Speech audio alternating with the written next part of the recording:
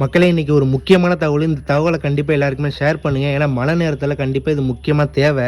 இது வந்து ஒரு வீட்டோட வெளிப்புற செவருங்க. இந்த செவரு ஏன் இப்படி இருக்குது அப்படின்னு பாருங்கள். இந்த செவரு ஃபுல்லாக பாருங்கள், எல்லாமே இப்படியே பாசி பிடிச்சி போயிருக்கு.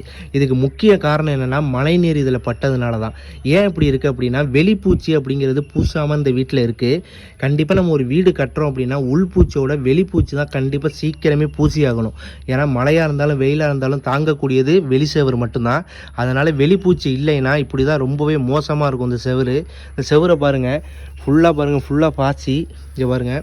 இந்த செவரு வந்து இதுவரையும் இல்லைங்க, ஃபுல்லாகவே இங்கே பாருங்கள் எல்லாமே அரிச்சிட்டு அப்படியே அரிச்சு இருக்குது பாருங்கள். இதுக்கு காரணம் என்னென்னு பார்த்தீங்கன்னா வெளிப்பூச்சி பூசாது. நம்ம ஒரு வீடு கட்டணும் முடிவு பண்ணிட்டோம்னா கொஞ்சம் கொஞ்சமாக காசு நம்ம ரெடி பண்ணி கட்டுறோம்னா கண்டிப்பாக வெளிப்பூச்சியை முன்னாடி பூசிடுங்க.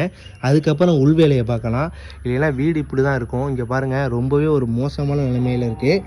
வெளிப்பூச்சி பூசின வீடை பாருங்கள், வெளிப்பூச்சி பூசாத வீடை பாருங்கள், இப்படி தான் இருக்கும். மறக்காமல் அதை எல்லாருமே செஞ்சுருங்க. மழை நேரம் ஆரம்பிச்சுட்டு மறக்காமல் அந்த வீடியோவை எல்லாருக்குமே ஷேர் பண்ணுங்கள்.